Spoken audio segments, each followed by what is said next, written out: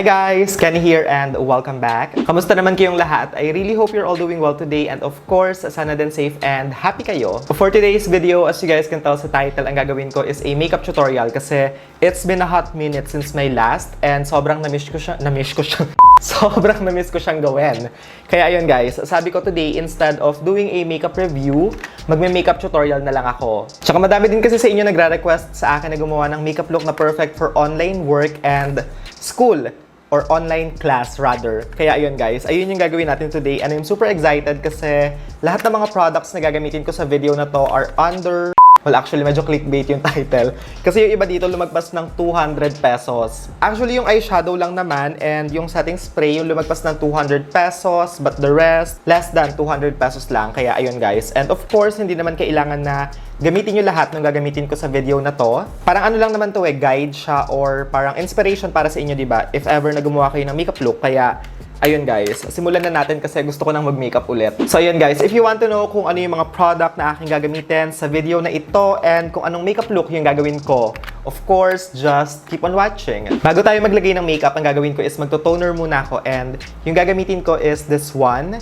Ito yung Fresh Skin Lab 98% Glass Skin Toner. I actually have two of this product. Yung isa nasa aming bahay, tapos ito namang isang ginagamit ko ngayon is yung sa aking studio. If you have dry skin or actually kahit oily skin, pwede siyang gamitin kasi I feel like hindi naman porket oily yung skin mo, kailangan or hindi na kailangan yung mga product na nakaka-hydrate. Kasi may mga parts pa din ng face natin na nagda-dry. So, just to make sure na talagang hydrated nga and moisturized yung skin, I suggest na gumamit kayo ng toner. And of course, make sure na kapag ka naglalagay kayo ng toner and gumagamit kayo ng cotton pad, di ba sabi nila, pa-upward para hindi daw magsag yung face. Pero ewan ko sa akin kasi kapag ka naggagamit ako ng mga ganito, kung saan lang talaga maisipan ng kamay ko. To further hydrate and moisturize my face, gagamit ako ng moisturizer and yung napili ko is the Korea Aqua Moisturizer Whitening Vita. Kasi di ba alam nyo naman na isa to sa mga pinaka-favorite kong skincare products and maganda naman kasi talaga siya. But of course, if you have any other moisturizer na gustong gamitin, then by all means, go ahead and gamitin nyo. I mean, it doesn't really matter naman, di ba? As long as okay siya sa skin nyo and komportable kayo sa product, ayun yung gamitin nyo. And ayan guys, ang gawin natin is lagay lang natin siya all over our face. Tapos again, upward motion. Para naman sa aking primer, yung gagamitin ko sa video na to is from Quick FX and ito yung kanilang No Shine Mattifier. For me, I feel like even though sa bahay ka lang nagtatrabaho or kaya naman mag-online class, kapag ka naka-makeup ka, it is very important na mag-primer pa din kayo. Especially, di ba, kung yung environment nyo or yung location, wala siyang aircon, to make sure na kahit kapag ka naka-makeup kayo, di ba, hindi siya kaagad humulas. And ayan guys, ang gawin natin is i-rub muna natin siya sa finger to warm it up. Tapos, i-focus lang natin siya sa area ng face natin na mabilis mag-oil up and visible yung pores. Ayan guys, okay na. We can now proceed sa next step. Pagdating sa base product, of course, you can use whatever you want. Pwede kayong gumamit ng BB cream, ng tinted sunscreen, ng foundation or kaya naman ng concealer lang. But for me, sa video na to, gusto ko ng medyo may coverage. Kaya ang gagamitin ko is the You Can Face It BB Cream ng Squad Cosmetics. Dalawa yung shades na meron ako dito and that is beige and light. Paghahaluin ko silang dalawa kasi none of these shades match my skin tone. Kaya kailangan ko talaga ipag-mix. So, kuha lang tayo ng tig-isang pump or kaya dalawa. Tapos, syempre, pagdating sa coverage ng product na ilalagay nyo, nasa sa inyo na din. Kung gusto nyo mag-light, medium, or kaya full. I mean, ano naman, diba? Iba-iba tayo ng preference. So, just do whatever you want. At the end of the day, diba? Face nyo naman yan. And kung ano yung feeling yung bagay sa inyo and maganda, diba? Gawin nyo. To apply this on my face, gagamit lang ako ng damp na sponge. In fairness guys, feeling ko tama yung pagkakamatch ko sa shade or yung pagkakamix rather. Kasi close yung kulay niya sa aking skin. This is one of those products na super okay, especially if you have skin imperfections kasi kaya niya makover. Medyo malagit nga lang tong ano na to guys, BB cream. And yung na-notice ko sa kanya is hindi siya yung klase ng BB cream na nagsiset. Kaya kailangan talaga after nyo siyang ilagay, patungan nyo siya or iset nyo siya ng powder. But if you have dry skin, I feel like kahit hindi nyo na-iset, para meron siyang konting glow na ibigay kapag ka ginamit nyo. To conceal and highlight, yung gagamitin natin concealer is from the SEM and ito yung kanilang tip concealer. And yung shade na gagamitin ko is 1.5. Ito yung shade na pinaka-perfect for me pang highlight kasi parang ano lang siya, one shade lighter than my skin tone. Kaya it looks very natural. Tapos, kapag ka naman pang spot conceal, yung ginagamit ko dito sa concealer na to is 2.0. So, ayun guys, just in case na pareho tayo ng skin tone, ayun yung reference nyo. Sa chin, lagay din tayo ng konti to highlight, tip ng nose, and sa center ng ating forehead.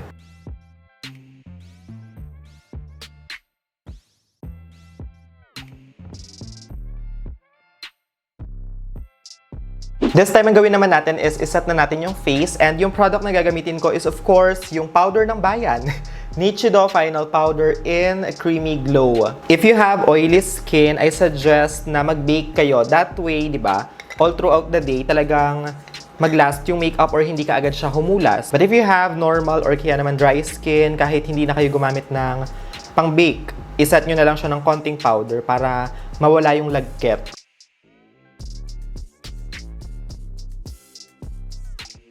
Actually, yung mga nilalagyan ko lang naman na parts is yung may concealer nga. Tapos, for the rest of my face, probably very light na dusting ng powder na lang. Para lang din mamaya kapag ka naglagay tayo ng bronzer or contour, at least, hindi siya maging patchy and mas mabilis yung blending. So, using the same powder and a brush, ang gagawin ko naman ngayon is isaset ko yung ibang part ng face. And gagamit na lang ako ng brush para mas light yung coverage or malalagay niya. And malaking salamin na yung gagamitin ko para mas mabilis. Ayan guys, ang gawin nyo is i-press nyo lang yung powder. Tapos tatanggalin ko na din yung ano guys, nilagay kong bake. Di ba tignan nyo, BB cream lang yan, di ba? Tsaka translucent powder, but sobrang flawless ng tignan ng skin. Kaya panigurado kapag ka humarap kayo sa phone nyo or kaya naman sa webcam, sobrang on point and plakado nung face nyo. So para naman sa aking bronzer slash contour, yung gagamitin ko is from Vice Cosmetics. And eto yung Aura Contour in For Sure, which is my favorite. And wala, ito kasi yung pinakamura na maganda eh, kaya ito na lang yung gamitin natin. And to apply this, of course, gagamit lang ako ng fluffy brush na medyo pointed para mas mabilis siyang ipang-apply. And as always, na-miss kong sabihin to guys, ilalagay natin siya sa outer perimeter ng face. Diba? Ayan, ganyan lang. Kasi kung hindi tayo magbo-bronzer, parang ang flat tignan ng face natin and medyo maputla. Tapos, dito din sa ating cheek area, of course, maglagay tayo and iswirl lang natin yung brush para sobrang diffused yung kulay ng bronzer. By the way guys, hindi na nga pala ako magko-contour sa video na to. So, parang ito na yung magiging ano natin, bronzer slash contour. Tsaka feeling ko naman kahit hindi ko nalagyan, no? Diba? It looks nice na. Dito lang, maglalagay lang ako ng konti pa kasi parang hindi siya connected. Diba? Masyado maputi dito sa part na to. So, lagyan natin. Ayan. O, diba? Tignan nyo. Sobrang nice ng itsura ng face kapag kami bronzer compared sa wala. Diba? And syempre, wag din natin kalimutan dito sa jawline para magkaroon siya ng konting shadow. And dito sa ilalim ng chin.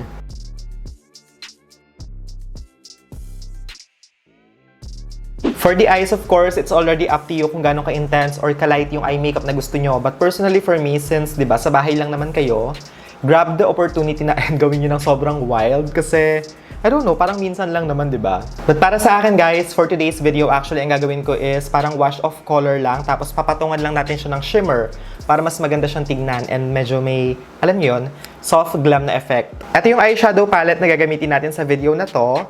This one is from Hold Live and yung tawag sa kanya is Red Velvet Honey Eyeshadow Palette, and this one is in the shade or variant na 602. Actually, atong product na to guys, lagpas 200 pesos siya.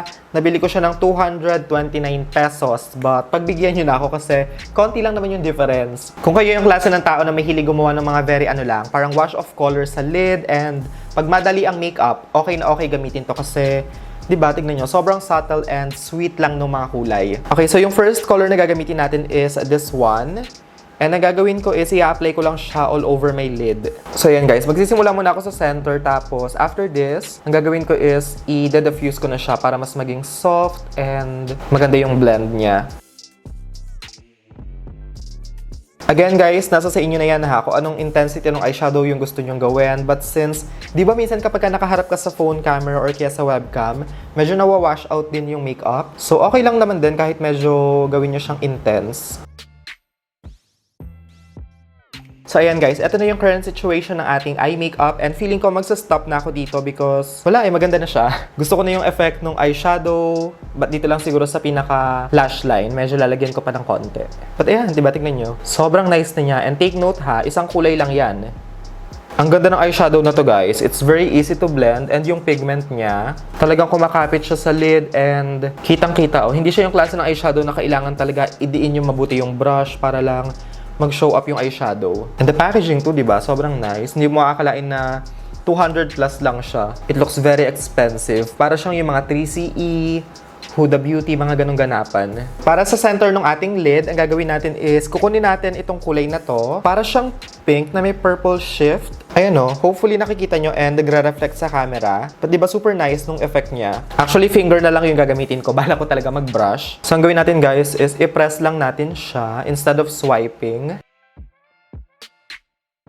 Diba? Tingnan nyo oh. Ang perfect. Tsaka para siyang wet look. It looks so nice. Tapos kung ano yung natin na guys, ang gawin natin is ikalat na lang natin siya sa brow bone. Diba? Parang hindi online class yung gagawin nyo. Para makikipag-video call kayo sa crush nyo, ganon. Pak! I love it! Tapos may magka-comment, online class, nakaganyan ka. Bakit? Teacher, bakit? Teacher, bakit So this time, using the darkest color dito sa palette, ang gagawin ko is, ilalagay ko lang siya as close to my lashes as possible. Ayan, ganyan lang. Parang iwi-wiggle lang natin yung brush. Kung gusto nyo siyang gawing parang naka-winged liner na effect, okay lang din naman. But for me, ayoko. Gusto ko yung ganito lang. So for the lower lash line, I'm just gonna pick up the same brown shade. And with this one, ang gagawin natin is, ifo-focus lang natin siya sa outer half. Tsaka para lang din mag-connect yung nilagay nating brown sa taas, sa baba.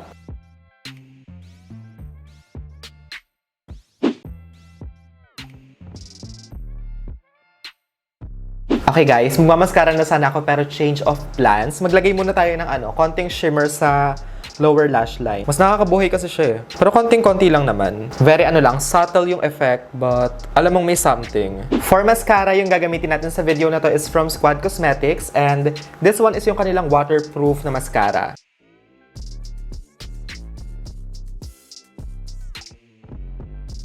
This time, mag-blush naman tayo, and actually, medyo nagkamali ako sa makeup tutorial na to. Nawala sa isip ko na ang gagamitin ko nga pala is tint. But okay lang naman kasi itong mga product na to, kahit nakapag-powder na kayo, maganda pa din siya. Kaya, carry lang. Para maglagay ng kulay sa aking cheeks, yung gagamitin natin is from Squad Cosmetics. And ito yung kanilang multi-purpose mousse cream. And yung shade na napili kong gamitin is Gleeful. And ayan guys, to apply the product on my face, gamit lang tayo ng brush. Smile lang kayo para makita nyo yung apple ng cheeks, and then, i-press nyo lang yung brush sa inyong cheeks.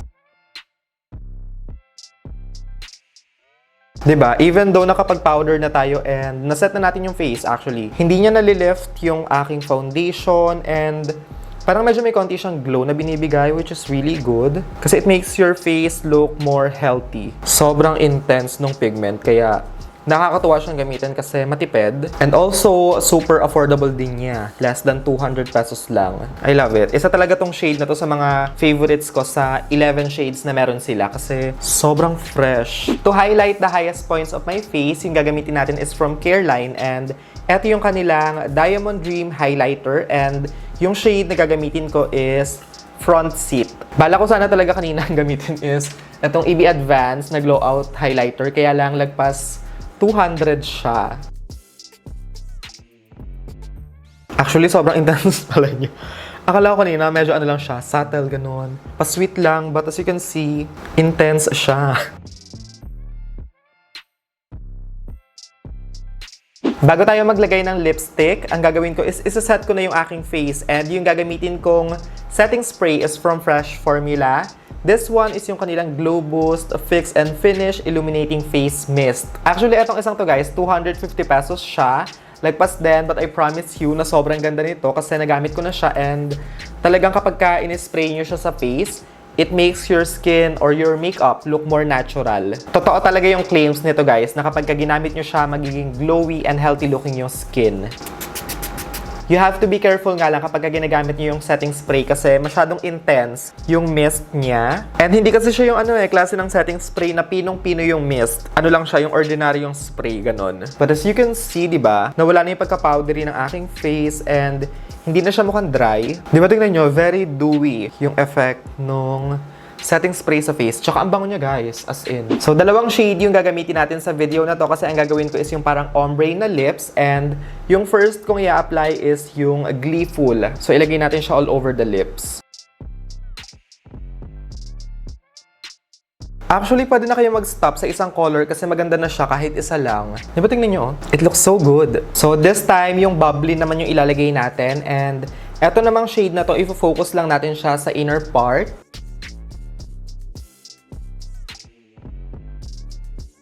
This is the completed look. As always, kagaya ng sinasabi ko palagi, guys, iba-iba naman tayo ng preference pagdating sa makeup. Kaya naman, kung feeling nyo masyadong intense yung eye makeup, pwede nyo siyang ibahin. And eto naman kasing look na to, hindi lang siya for online class, for online meeting and all that. Pwede nyo din siyang gamitin kapag meron kayong events, or kaya naman, kung trip nyo lang, mag-picture pang Instagram. Kasi diba, tignan nyo, ang nice. I love it. Sobrang gusto ko yung kinalabasan ng eye makeup kasi para talaga siyang wet look. Diba, parang glossy lid yung vibes na binibigay niya. Tsaka yung lip combination, sobrang on point. And again, yung ginamit ko is from Squad Cosmetics. And yung mga shades are Bubbly and Gleeful. Check nyo tong dalawang to, guys, kasi ang perfect talaga nila kapag pinagsama nyo.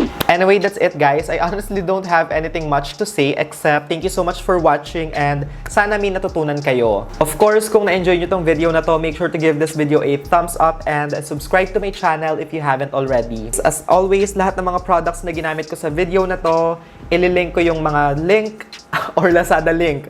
So, i-check nyo na lang po sa description box. Also, if ever nagagawin nyo po itong makeup look na to, make sure to tag me sa Instagram para ma-repost ko sila. Kasi sobrang love na love ko talaga kapag nakikita ko na tinatag nyo ako sa mga looks or even sa mga products na binibili nyong nakita nyo sa akin. Thank you guys so much for watching. I love you all so much. Stay safe.